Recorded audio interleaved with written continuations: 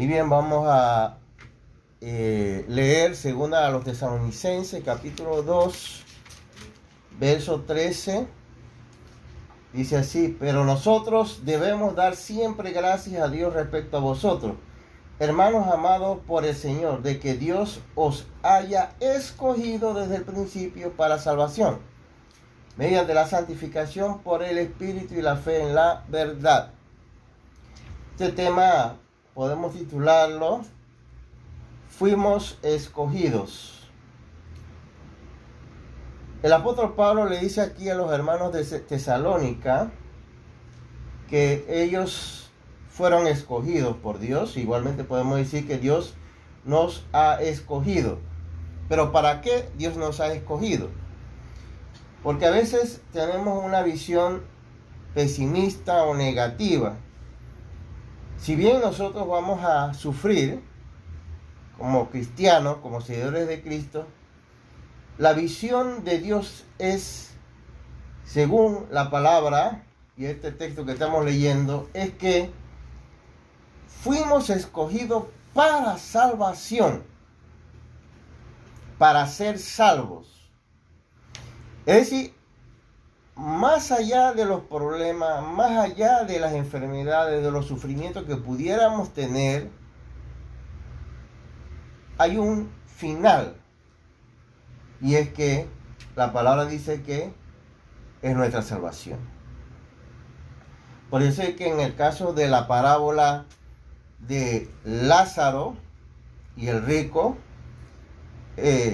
Abraham le dice al rico: tuviste muchos bienes, tuviste placer, pero ¿cuál fue el final del rico? No se salvó. Pero Lázaro es la representación del cristiano que pasará necesidades, enfermedades, dificultades, pero al final del camino tendrá salvación.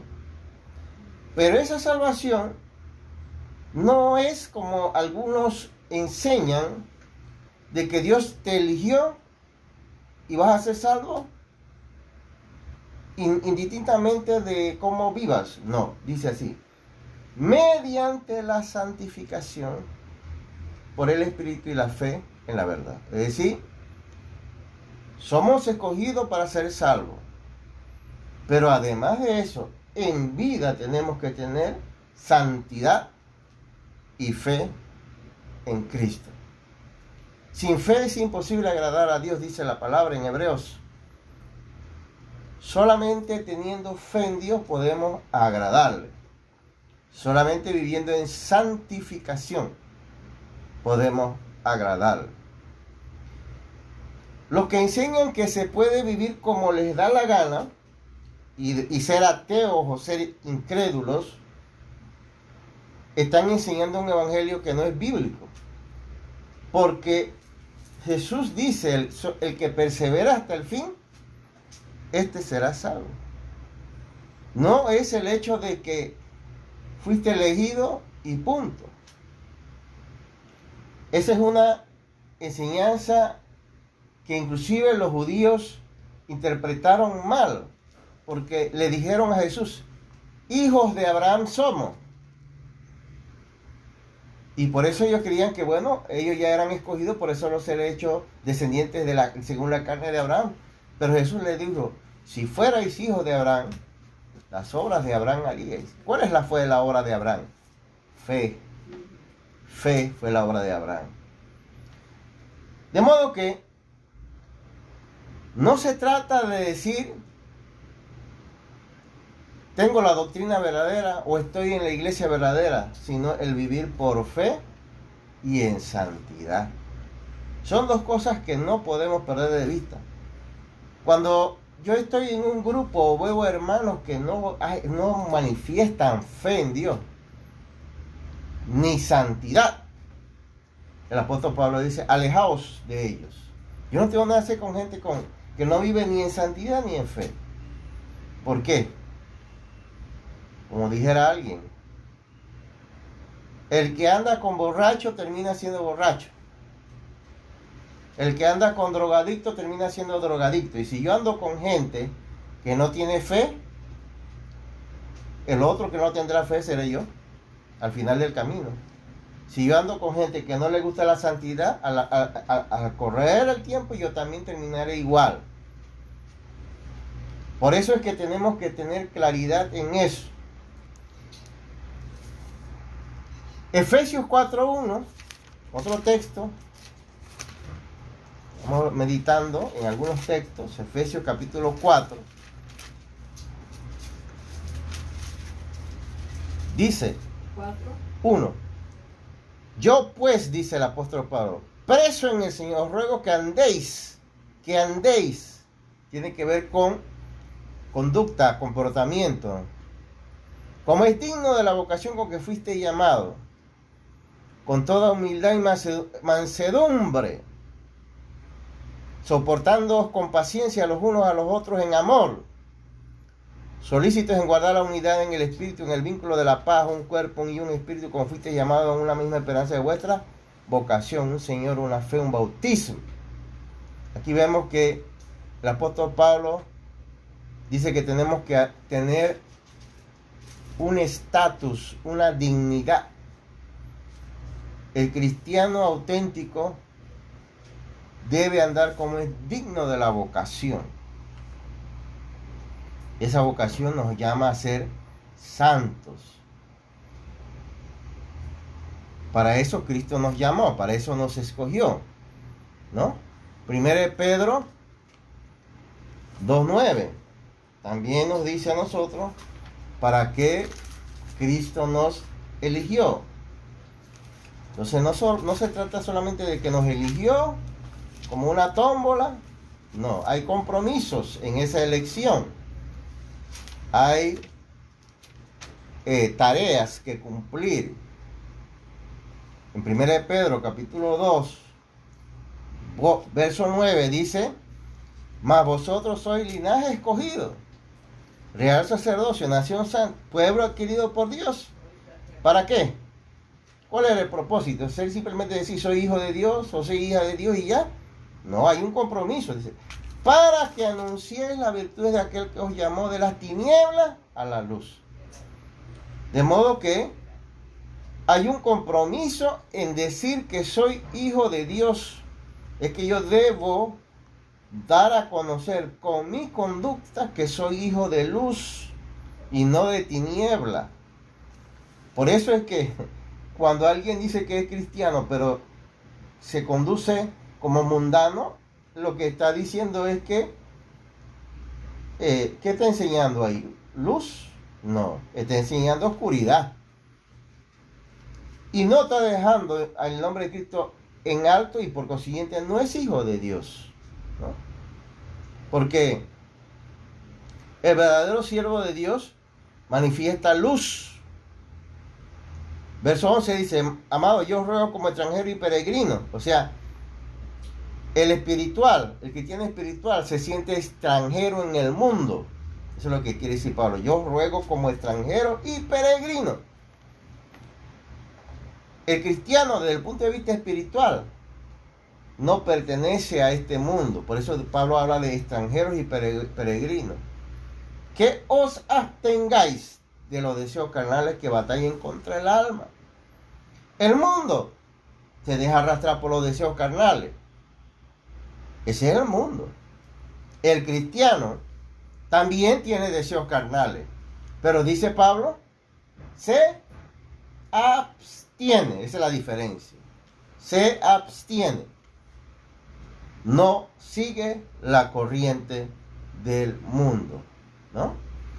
Dice Pablo, manteniendo buena vuestra manera de vivir entre los gentiles, para que en lo que murmuran de vosotros como de malhechores, glorifiquen a Dios en el día de la visitación, al considerar vuestra buena obra. Sencillo, el evangelio es sencillo, por eso que el evangelio lo puede vivir cualquier persona, desde la persona más analfabeta puede ser cristiano, hasta el hombre más intelectual puede ser cristiano. ¿Por qué? Porque aquí dice que tenemos que tener una manera de vivir buena.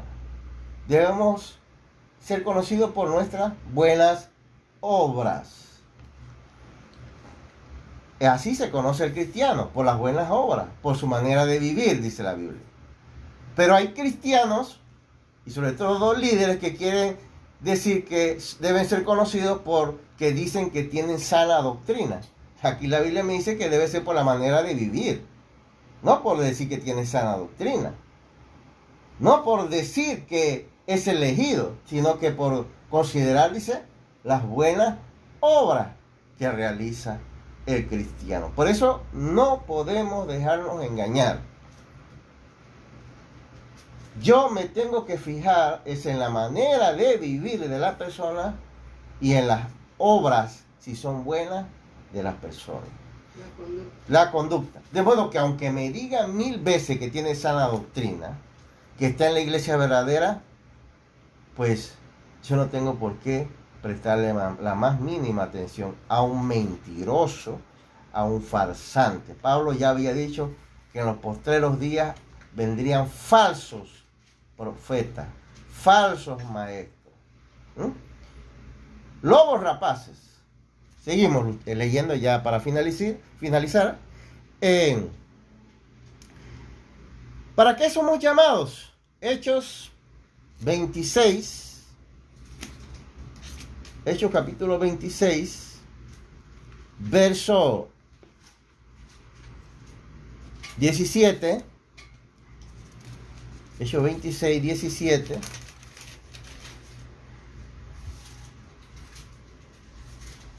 Hechos capítulo 26, 16, 17 y 18. Vamos a leer esto para que veamos para qué fuimos llamados a ser cristianos. Y un día nos bautizamos y algunos creyeron que hasta allí era la cosa.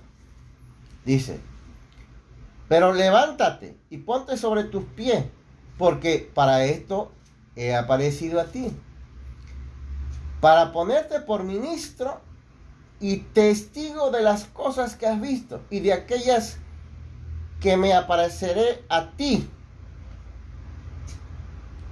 librándote de tu pueblo y de los gentiles, a quienes ahora te envío. ¿Para qué? Dice, para que abras sus ojos, para que se conviertan de las tinieblas a la luz y de la potestad de Satanás a Dios, para que reciban por la fe que es en mí perdón de pecados y herencia entre los santificados. Hay un propósito por el cual Dios nos eligió y hoy somos cristianos. Ese propósito, si no lo estamos cumpliendo, entonces hay duda de que si realmente somos cristianos o no. Porque aquí es claro lo que dice la palabra. Dice que somos elegidos para abrir los ojos de la gente que está perdida, para que esa gente se convierta a Cristo, dice, que salgan de la potestad de Satanás.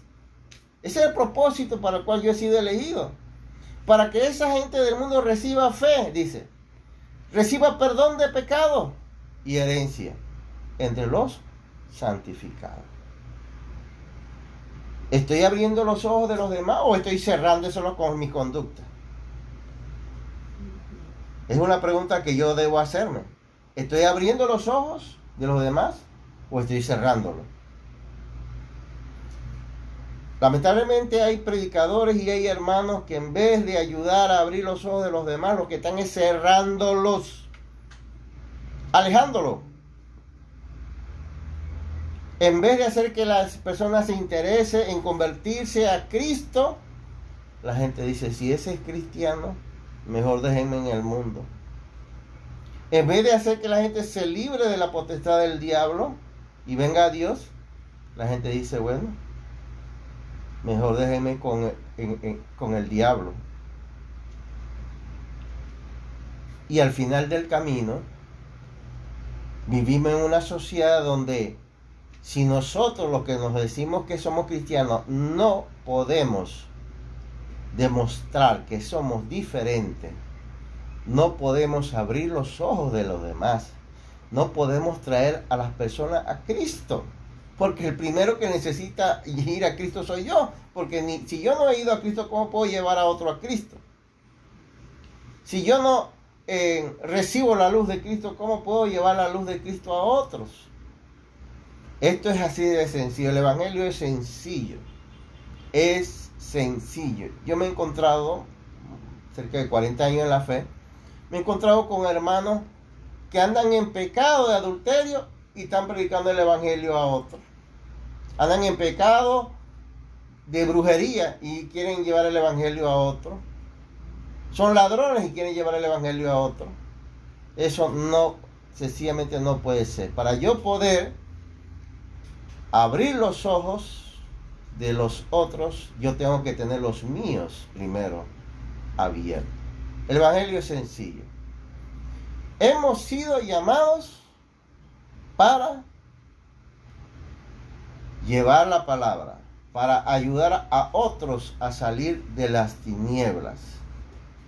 Nos hemos llamado para vivir y decir que simplemente pertenezco a la iglesia verdadera o tengo la doctrina verdadera. Lamentablemente en el juicio final muchos de los que dicen formar parte de la iglesia verdadera y de tener la doctrina verdadera no estarán al lado de Cristo. Porque para vivir en santidad se requiere vivir por fe. Cuando se tiene fe en medio de las tinieblas, en medio de los sufrimientos, hay una chispa positiva cuando se tiene fe. Pero cuando no se tiene fe, la gente predica, los predicadores predican, los hermanos enseñan lo que ni ellos mismos creen. Y se ve, no lo practican, y eso se ve.